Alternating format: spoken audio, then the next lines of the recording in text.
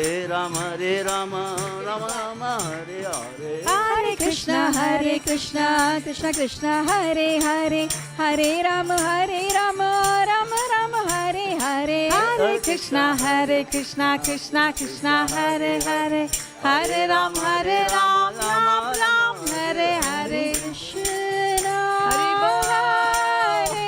Krishna, Krishna Krishna, Hare Hare, Hare Rama, Hare Rama, Rama Rama, Hare Hare.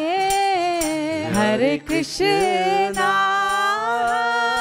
Hare Krishna, Krishna Krishna, Hare Hare, Hare Rama, Hare Rama, Rama Rama, Hare Hare.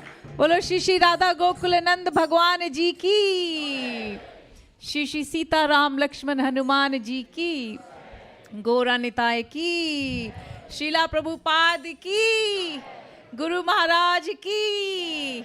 So now everyone, there's going to be a fantastic class by Prabhuji. What's your name? David. Bhakta David. So can we please say 3 Hari Bols? Prabhuji is going to be giving a class on what topic, Prabhuji? Bhagavad Gita. So he's going to be having a topic of his choice. So can I please request everyone to face this way? We're going to be keeping the Vyasas on that side. And please all be ears, because everybody can learn something or the other from Bhagavad Gita, as you know, because this is no ordinary Bhagavad Gita. This is Bhagavad Gita as it is. Speciality of our dear Srila Prabhupada. So please, a big round of applause for David Prabhu, please. Yeah, Haribo. So thank you so much.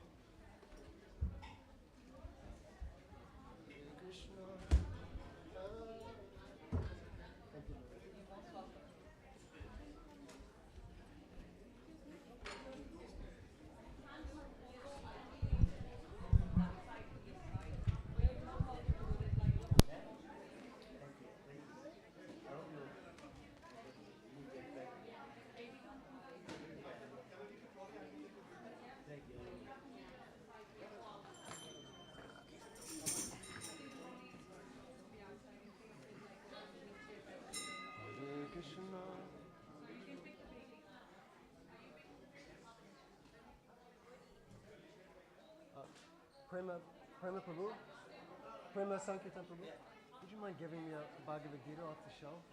Thanks, Prabhu.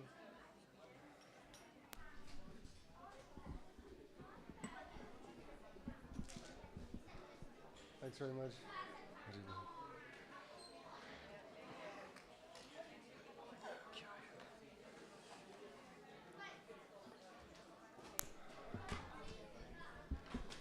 Hare Krishna, Hare Krishna, Krishna Krishna, Hare Hare, Hare Rama, Hare Rama. Okay.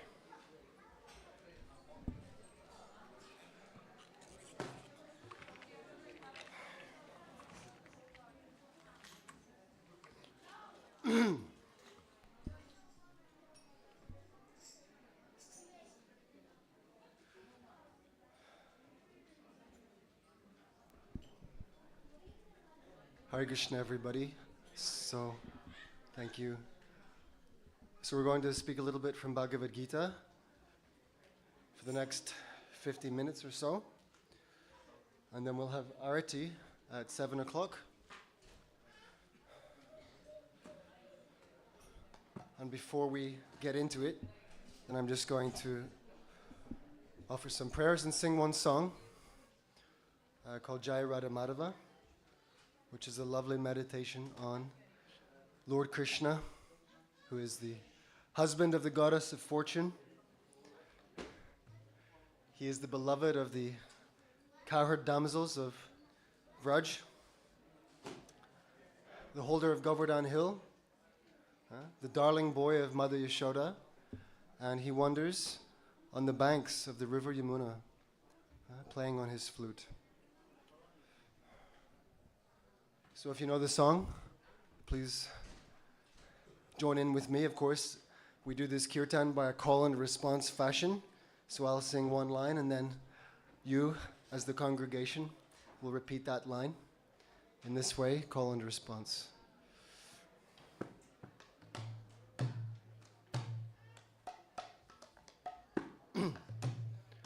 Jaya Radha Madhava Kunja Bihari, Jaya Radha Madhava Kunja Bihari, Jaya Radha Madhava Kunja Bihari, Jaya Radha Madhava Kunja Bihari, Gopi Janavalabha Girivaradhari, Gopi Janavalabha Girivaradhari, Gopi Janavalabha Girivaradhari,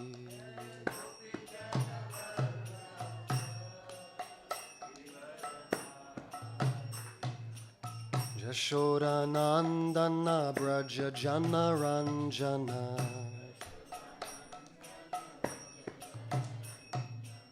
Yashodanandana Braja Jana Ranjana,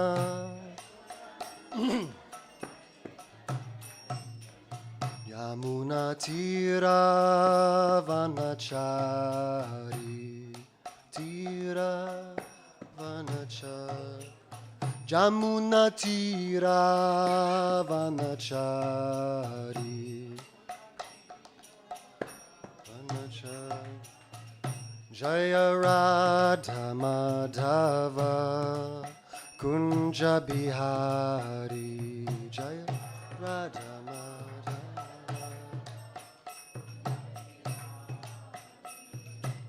Gopi Janavalabha Girivaradhari,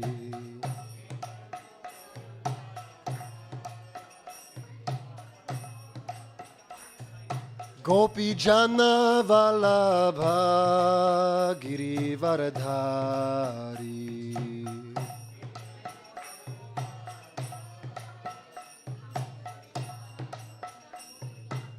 Yashodanandana Braja Jana Ranjana, Yashodanandana Braja Jana Ranjana, Yashodanandana Braja Jana Ranjana,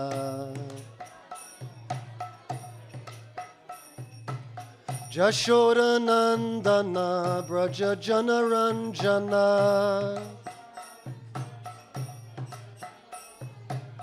Yamuna Tira Vanachari,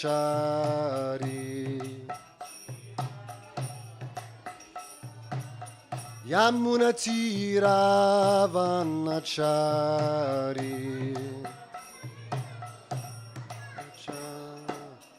Jaya Radha Madhava Kunja Bihari,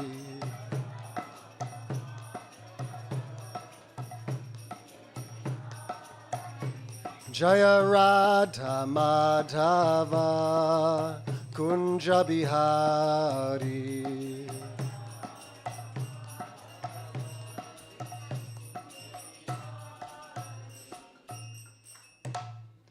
Jai Om Vishnupad Paramahamsa Parivrajikacharya Ashtotara Sata Shri Srimad Abhay Charanara Vinda Bhaktivedanta Swami Srila Prabhupada Ki Jai.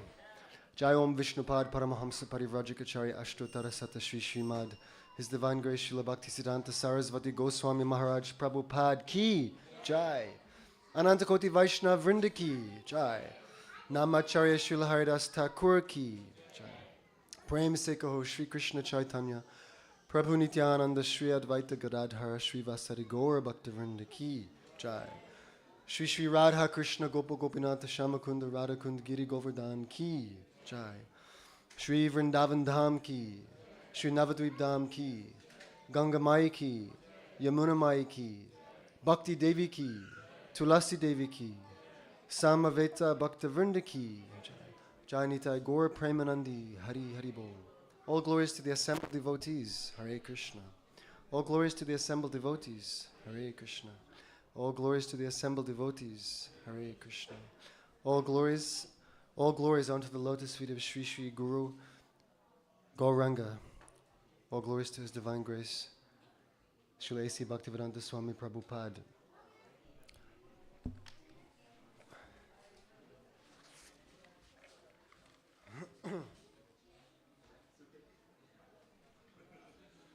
Okay, so we're going to read from Bhagavad Gita.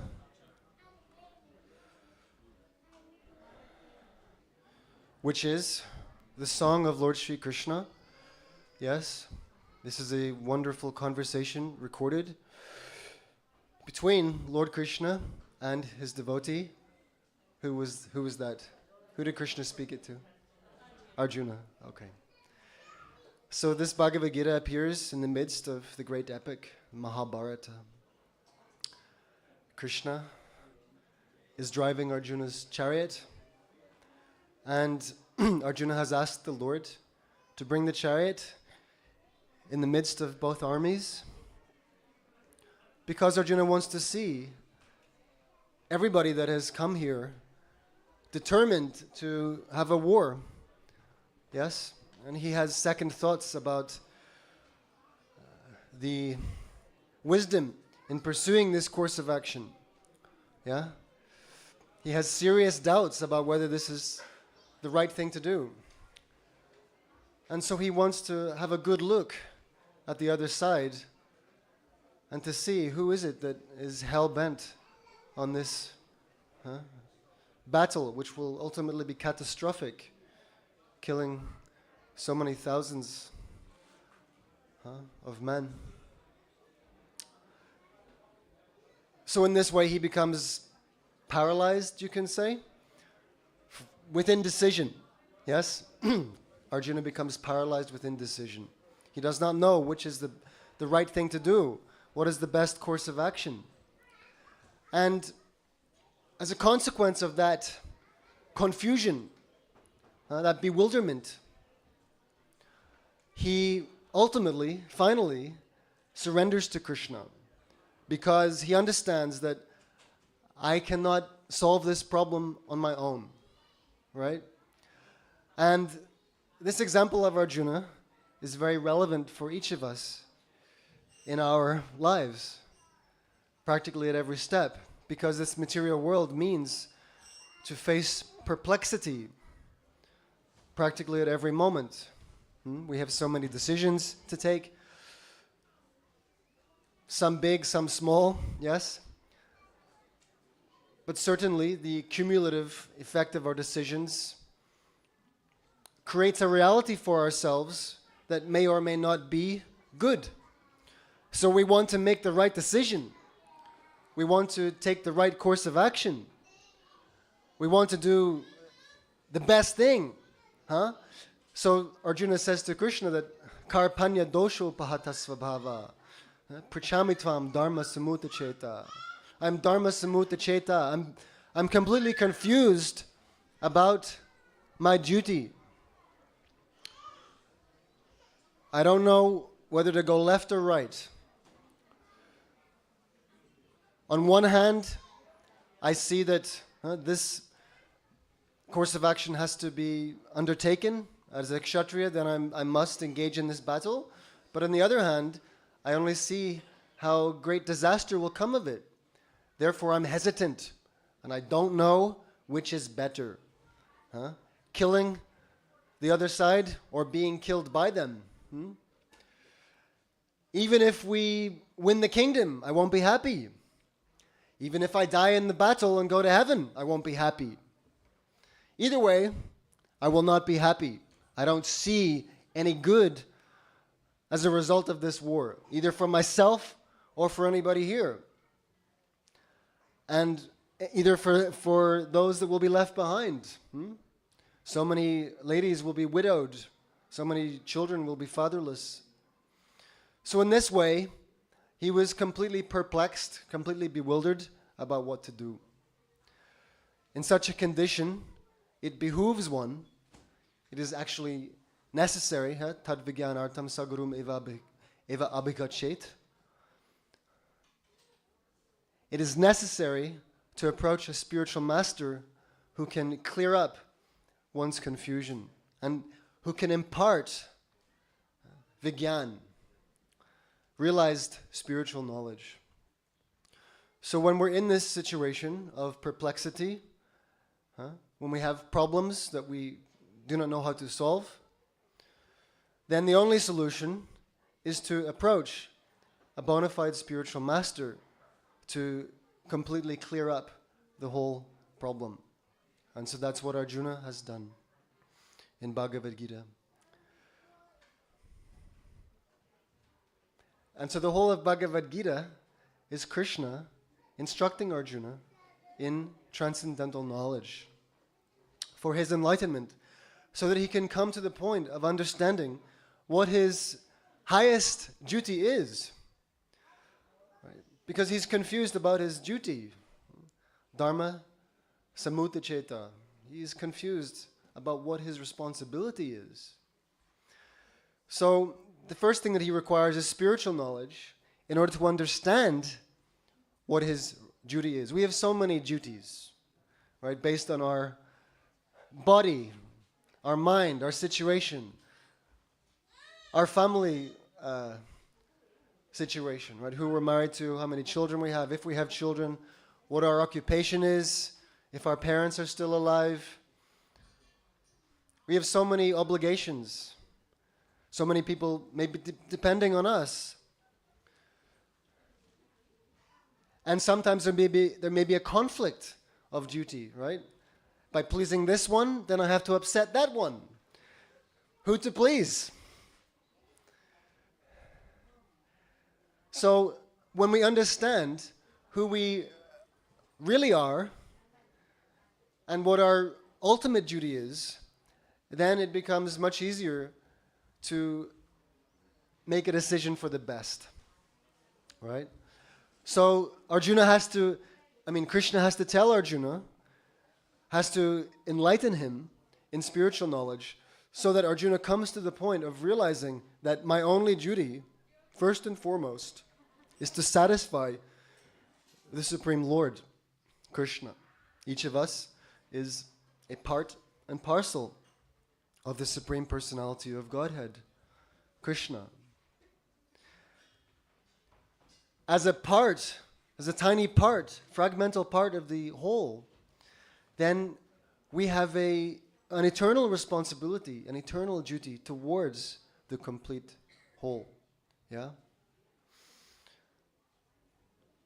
And the best way to understand this is by taking the example of the body itself, right? The body, this human body, is a complete unit. And all of the different parts of the body, the limbs, the senses, the organs, all of them function cooperatively, yeah, for the benefit and the movement of the complete body. So the hand supplies food to the stomach, and then that food becomes digested, and the energy becomes distributed throughout the whole body, and the hand also gets that energy. Yeah? The hand or the finger must serve cooperatively with the whole body. And by doing so, the hand, the finger, realize their full potential and are energized. if the hand or the finger decides that I do not want to cooperate with the body, and I do not want to serve the stomach, I don't want to take the food and put it in the mouth for it to go to the stomach. Rather, let me get some of that food and squash it and take it for myself. Will the finger get any energy just by squashing a rasgulla and trying to absorb the energy of that rasgulla? Will the hand get any energy? No. The hand must perform service to the complete body. As part and parcel of Krishna, we must render loving service to the Supreme Lord, and by doing so, we will be benefited. That is our real dharma. That is the real import of dharma. Dharma means the inherent nature of something. The inherent nature of this microphone is to amplify the sound that hits it. And then that signal is sent via an electronic process to a loudspeaker. If the microphone cannot perform the duty or the work, the job of accepting that vibration and sending it to an amplifier, then it's not a microphone. Sugar is sweet. If you take a pinch of sugar and it tastes salty, you'll say, "What is this? It's not sugar, it's salt." Right? If you take some salt and you taste it sweet, then you'll say, who put the sugar here instead of the salt? Everything has a dharma, nature, inherent nature. So as spirit souls, part and parcel of Krishna, our inherent nature is to serve the complete whole, is to serve the Supreme Personality of Godhead. That is our eternal nature, svadharma. And when we neglect that dharma, that inherent responsibility, that inherent nature, if we neglect it, then we experience all kinds of confusion, discontentment, anxiety, unhappiness, disconnection, depression. Right? Need I go on? The material condition means disconnection from our source, disconnection from our real dharma, our real duty, our real responsibility. So if we actually want to be peaceful, if we actually want to be free of anxiety, fear, lamentation, then we must reconnect with the complete whole. Like the finger must be connected with the body. Or the branch of the tree must be connected to the tree. As soon as a branch is cut off from the tree, then it withers up, it dries up, and now it is useless. So we don't want to be useless. If we feel useless, it's because we have disconnected ourselves from the useful. So we must reestablish that connection, and Bhagavad Gita is helping us to do that. Krishna, as the original spiritual master, is teaching us in Bhagavad Gita how to connect to him. He's enlightening us with knowledge by which we will become enthusiastic about connecting with him. Yes? We'll actually become enlivened, interested, and keen to make that yoga. Yes? So Bhagavad Gita describes some various kinds of yoga. Actually, there's only one yoga. Bhakti yoga. Yoga means bhakti yoga. But we may call it yoga, karma yoga, jnana yoga, dhyana yoga, raja yoga, hatha yoga. According to the stage of our bhakti yoga. Yes? So the bhakti yoga is like a ladder. And in the beginning, we may be engaging mostly our work and the senses of our body in yoga. And that's therefore karma yoga. when we develop some knowledge and we're interested in learning about Krishna, hearing about him, studying about him, then we are engaging our interest in gyan, interest in knowledge in that yoga. Yes? It becomes jnana yoga when our study, our svadhyaya, is engaged in Krishna, or absorbed in Krishna. When we're meditating on the Lord, as a result of dedicating our work to him, as a result of studying about him, then we're thinking about him. We may be thinking about him a lot, yes? And then we may be described as a dhyana yogi, because that person is now very much on the platform of absorption in thoughts of Krishna.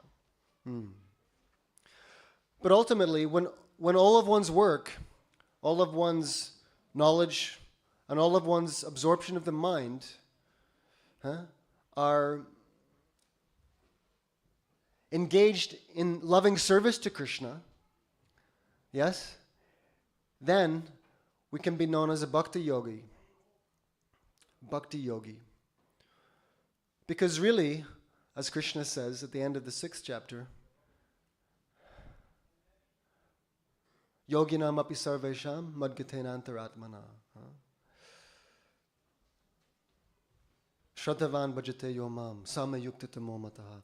Of all yogis, the one who is absorbed in me, who abides in me with great transcendental faith and is always worshipping me, he is the best of all yogis. So Krishna is saying that the best of all yogis is one who loves me. If we do not have love for Krishna, then our yoga is not complete. But if as a result of sacrificing our work, our study, and our mental absorption in Krishna, if we come to the stage of loving Krishna, then that means we have achieved the perfection of yoga. Pure love for Krishna means the perfection of yoga.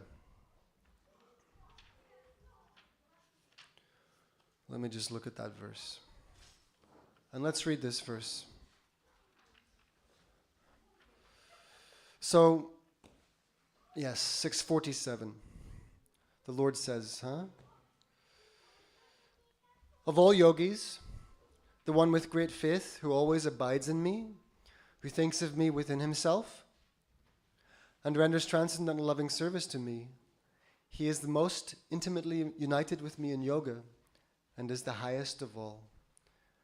That is my opinion. So we want to know what is the opinion of Krishna. And he is directly telling us here that this is my opinion. The best of all yogis is one who is Shraddhavan, who has full faith, and Bhajate Yomam, who renders transcendental loving service unto me. Srila Prabhupada says in his purport, please pay attention because this is the most important function in Bhakti Yoga, to hear from a self-realized soul. So we're hearing about yoga, we're hearing about Bhakti Yoga, and we're also doing it while we hear about it. To read the words of Krishna and to hear the words recorded by Krishna's pure devotee, and to hear those words with enthusiasm and faith and seriousness, that is Bhakti Yoga. So let's put our focus here and hear what Srila Prabhupada says. He says the word bhajate is significant here. Bhajate has its root in the verb bhaj, which is used when there is need of service. The English word worship cannot be used in the same sense as bhaj. Worship means to adore or to show respect and honor to the worthy one. But service with love and faith is especially meant for the Supreme Personality of Godhead. Okay, so it's one thing to worship someone, yeah? It's another thing to worship with love and faith. And that love and faith is especially meant for God, for Krishna. And how will that love and faith be expressed? It will be expressed through service. Yeah, I want to do something for my beloved. I want to make them happy. What will make them happy? Let me find out what will make them happy, and then I will do that because I have natural love in my heart for that person. One can avoid worshipping a respectable man or a demigod and may be called discourteous, but one cannot avoid serving the Supreme Lord without being thoroughly condemned. Why? Why is that? Why is it that if one avoids serving the Supreme, then one is thoroughly condemned? Because you're part and parcel of the Supreme.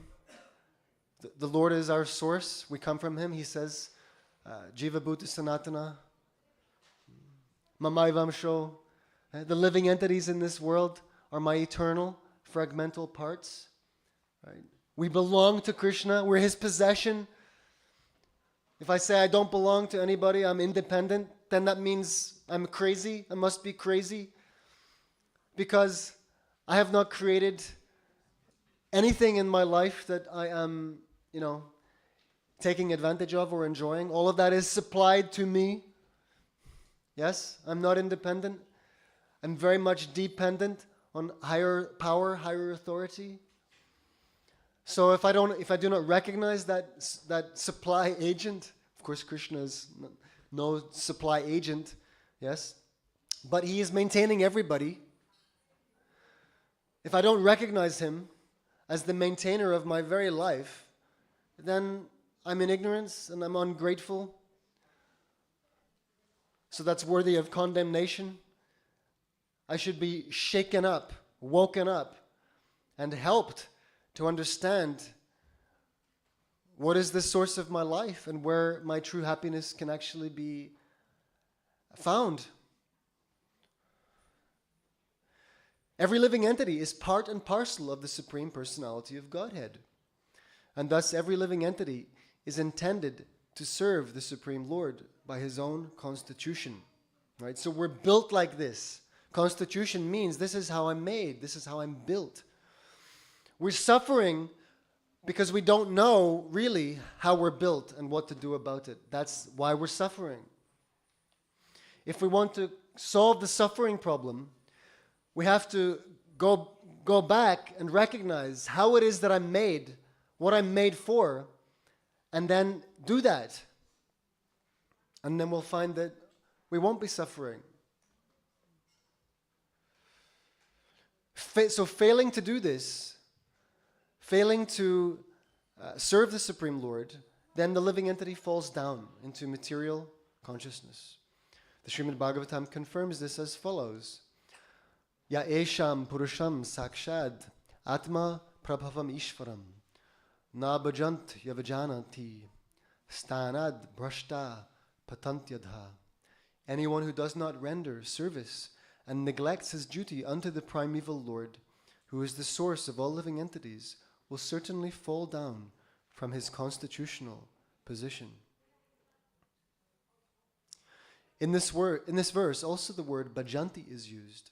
Therefore, bhajanti is applicable to the Supreme Lord only, whereas the word worship can be applied to demigods or to any other common living entity.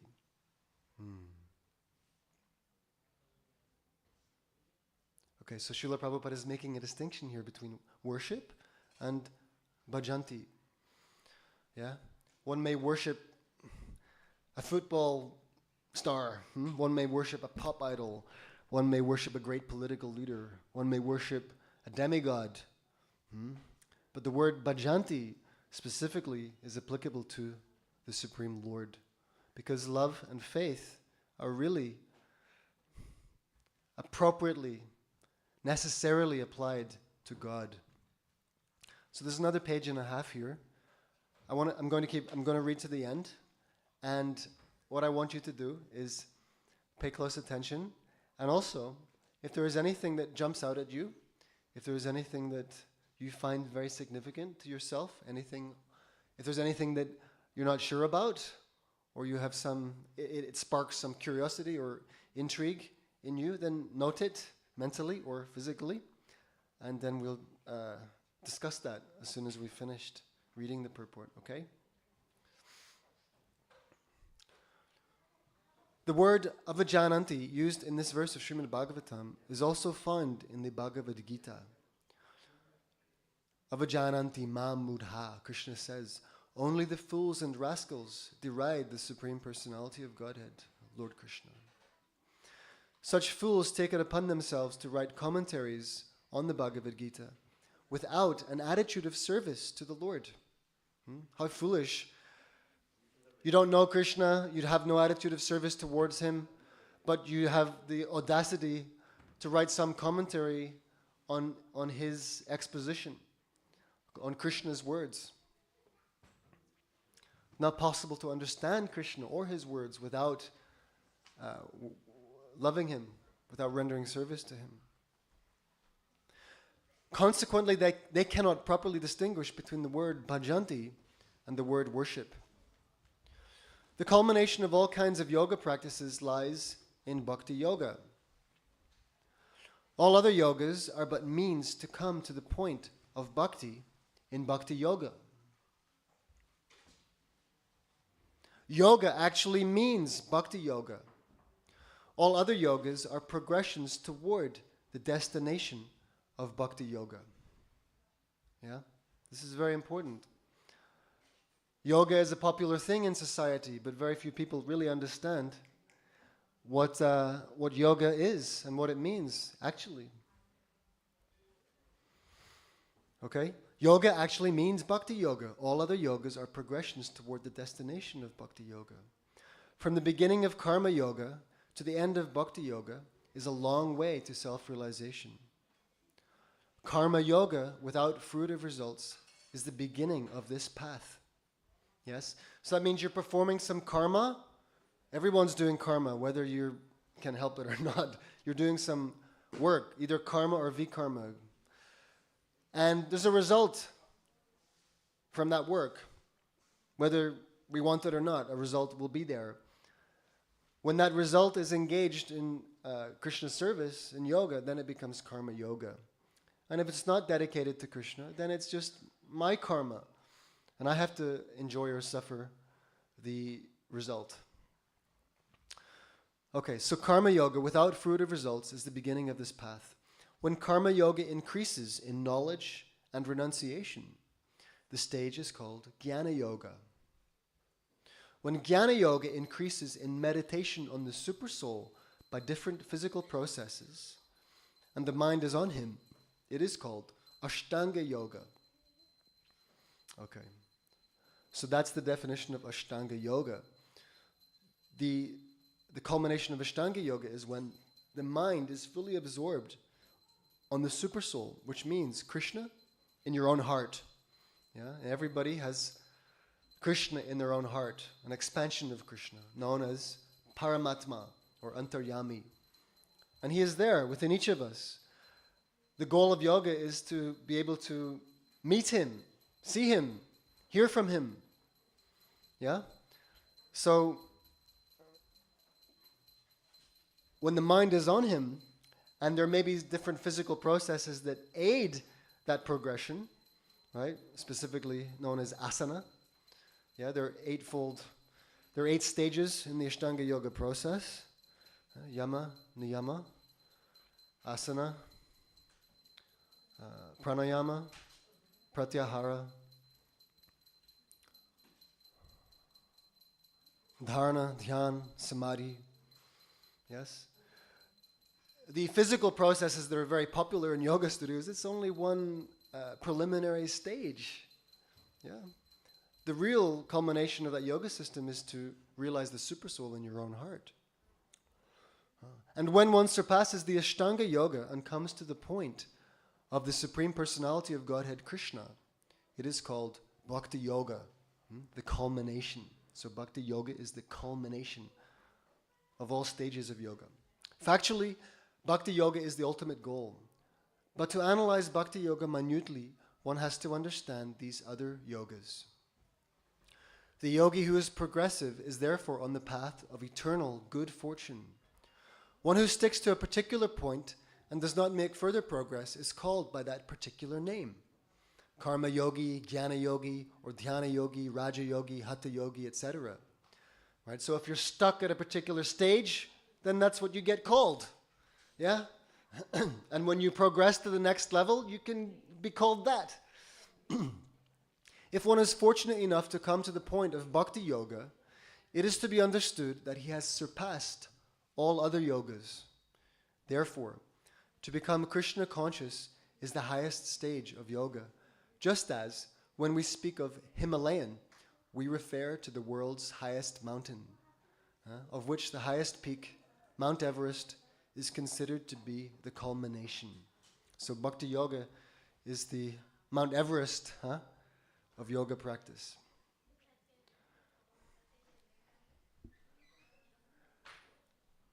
And that bhakti yoga means pure love for Krishna, unadulterated, unalloyed love. But even if we do not have that pure love at this point in time, we can begin the process of cultivating that love. This is the beauty of bhakti yoga. Yeah? You do not have to wait to perform various other kinds of yoga. You can immediately begin the process of bhakti yoga. Prabhupada continues, it is by great fortune that one comes to Krishna consciousness on the path of bhakti yoga to become well situated according to the Vedic direction.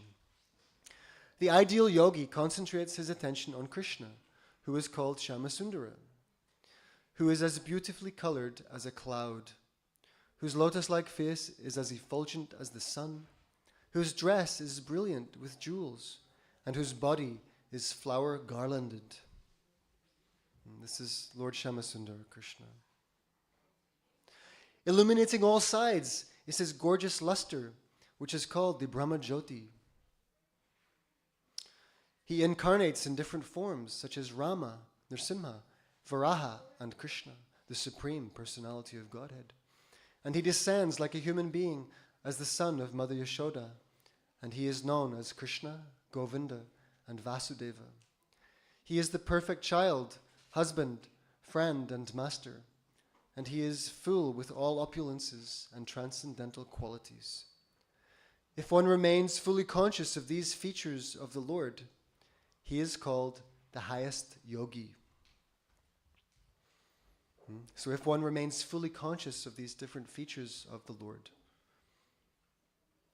he is the highest yogi. So full absorption of the mind in Krishna, his holy name, his qualities, his pastimes, his form. Yeah. When you fall in love with someone, you can't stop thinking about them. All you think about, their name, their qualities, how they look, what they do, their mannerisms, right? You can't stop thinking about them. So when one becomes a bhakti yogi, in the perfect sense of the term, then one is always thinking of Krishna and absorbed in his holy name, his activities, his form, his glories, his pastimes. This stage of highest perfection in yoga can be attained only by bhakti yoga, as is confirmed in all Vedic literature. And then Srila Prabhupada quotes a verse from the Shvetashvatara Upanishad, 623. Yasya devi para bhaktir yatha devi tata gurau tasyaite katita hyartha prakashante mahatmana. Only unto those great souls who have implicit faith in both the Lord and the spiritual master are all the imports of Vedic knowledge automatically revealed. So if we have implicit faith in both Krishna and Krishna's representative, the spiritual master, then the Vedic knowledge becomes revealed automatically within our heart. We will understand everything by the grace of the Lord. Bhakti rasya bhajanam tad iha mutro padhi nairas yen a mushmin mana kalpanam etad eva naishkarmyam. Bhakti means devotional service to the Lord, which is free from desire for material profit, either in this life or in the next. Well, so this is a very high standard of love. Bhakti means devotional service to the Lord, which is free from desire for material profit, either in this life or in the next. Devoid of such inclinations, one should fully absorb the mind in the Supreme. That is the purpose of Naish Karmya. And that is the verse from the Gopala Tapani Upanishad 1:15. These are some of the means for performance of bhakti or Krishna consciousness, the highest perfectional stage of the yoga system. So real bhakti means that there is no selfish interest. Selfish interest means that you're leaving Krishna out of the picture. You want something for yourself, either in this world or in the next, right? We're thinking about how to get to heaven, how we'll enjoy there, how we'll fulfill our desires. If we have such thoughts, that means that our devotion is mixed. We may have some interest in Krishna, maybe we want to please him, maybe we have some affection for him, but we want something as well that is not considering Krishna's pleasure. It's just for me. So that is mixed devotion. And that mixed devotion ultimately has to be purified, because it is only pure devotion that will really satisfy us. Whatever we get, whatever desire we have to enjoy, separate from Krishna, we can get it, right? Especially if we're worshipping the Lord. He's the best person to worship. And Krishna can give to us whatever it is we want. But whatever it may be, if it's within this material world, then it will be temporary. Yeah? We'll get it. We'll enjoy it. We'll say, finally, I have this, or finally I'm enjoying the way I always wanted to. And then it will be gone. Because this material world means the place of dukhalayam ashashvatam, impermanence and misery. Abhrama bhuvana loka punar avartinorjuna mamupetya tukantaya punar janma navidyate. From the highest planet in this material world down to the lowest, all of them are places where there are material miseries, where repeated birth and death take place. So because everything has a beginning and an end, then all of your pleasure must also have a beginning and an end. Whatever you get, it will be lost. And when it's lost, we will cry and we'll lament. Oh, I had it, and now it's gone. So the very same thing that gave you so much pleasure is now the cause of your misery, because you've lost it. Therefore, there is no happiness in this material world, because along with material happiness, you're guaranteed suffering. Therefore, if we're actually smart, we will consider how to stop this business of material enjoyment, which means material suffering. How to stop it. And that is the path of Bhakti Yoga. The path of Bhakti Yoga is eternal. And if we become lovers of Krishna, and if we enjoy with Krishna, yes, Krishna can give you the happiness, the bliss, and the enjoyment that you're really looking for by a relationship with him. If we get such a relationship with God, yeah, we'll really enjoy. And that enjoyment will be everlasting. It will be eternal, nitya. And therefore, we should try for that. Even if we have some material desire that we're unable to give up, and something that is bothering us, plaguing us, like a thorn, like a pinprick. We can't give up the thought of getting something we want in this world or in heaven, wherever. Still, we should go to Krishna for help with that thing, because Krishna is very expert. He knows how to remove your thorn, remove your material desire. He's expert. He knows how to do it. He knows how to free you from material desire. And more importantly, Krishna is very grateful, and he will reciprocate with our loving service toward him.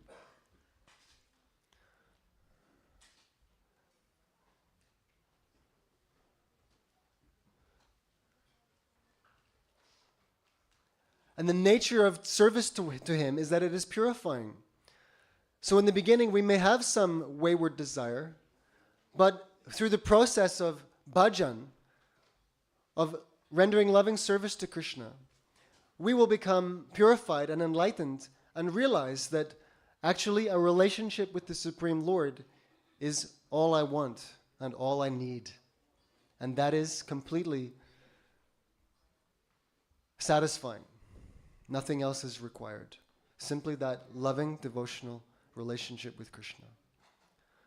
Okay, so I'll stop here. We still have some minutes. Does anybody have any questions or points based on what we read, what you heard? Anything at all?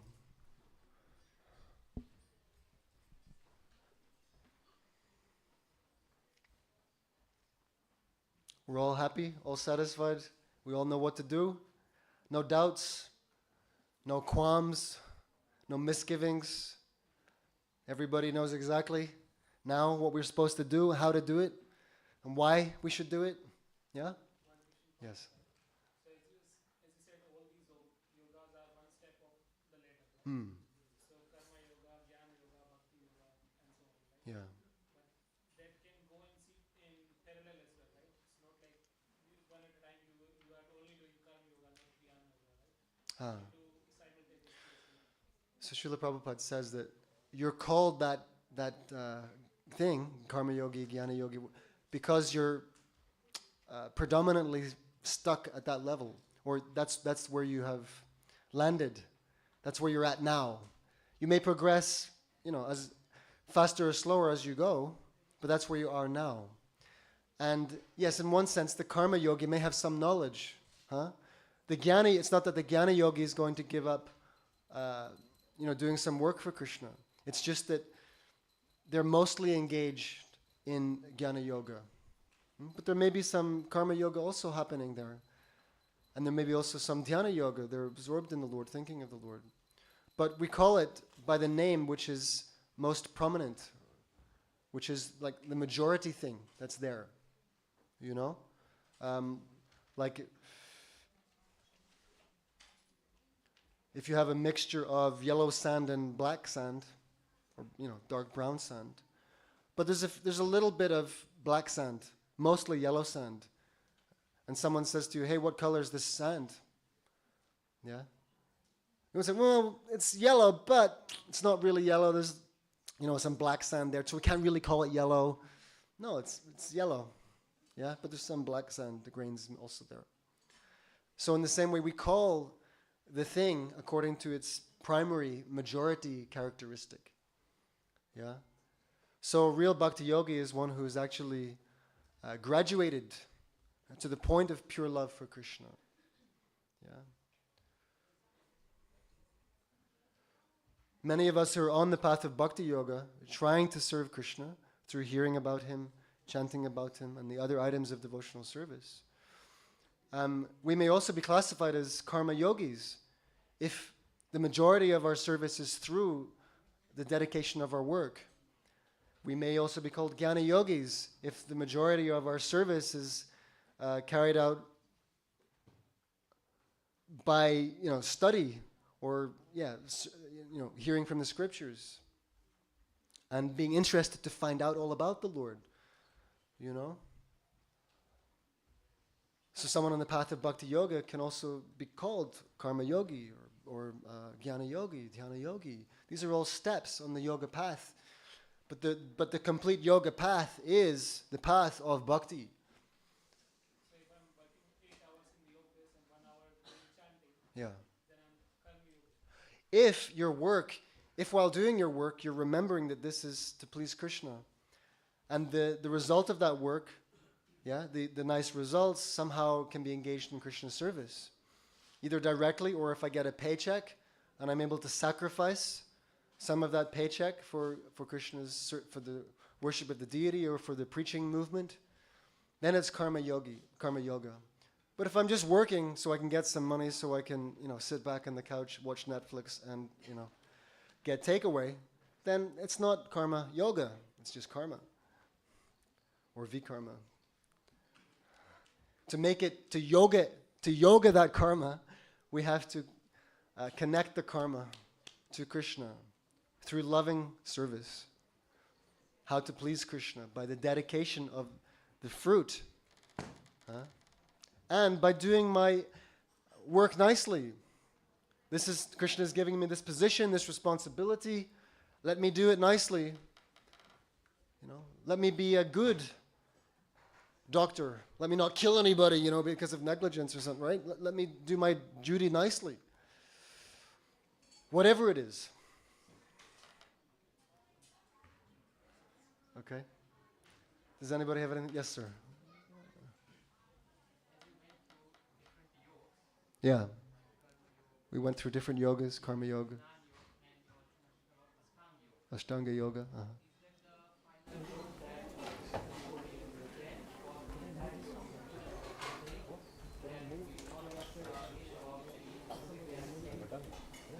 You're asking me if Ashtanga yoga is the culmination.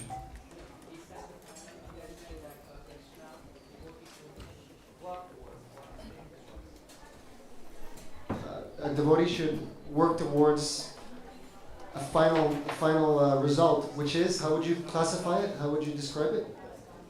Ashtanga yoga. Srila Prabhupada says that the Ashtanga yoga is actually lower than the perfection of bhakti yoga. Right? Ashtanga yoga may be included within the process of bhakti yoga. Ashtanga yoga just means that mystic yoga path that allows you to fix your mind on Krishna in your heart. Seriously? Yeah? Fix your absorption on the super soul in your heart. That's the perfection of Ashtanga yoga. Yeah? Bhakti yoga is above and beyond that again. Because Bhakti yoga means to love God. Yes? And the super soul is simply a part of God, an expansion of God. He's not the complete God. The super soul is not the full manifestation of God. So the perfection of Ashtanga yoga even does not take you the full way. To go the full way, you have to become a pure bhakti yogi. Yes? So in gradation of advancement, you can say karma yoga, jnana yoga, Ashtanga yoga, bhakti yoga. Bhakti yoga, as we heard in this purport, bhakti yoga is the culmination, the perfection. Thank you very much, everybody. So now we're going to have 7 o'clock arti, and we're going to perform bhakti yoga by lovingly serving Krishna, by loudly chanting His holy names. This will be bhakti yoga. So take it seriously, enthusiastically, and feel the benefit. Hare Krishna. Jai Srila Prabhupada.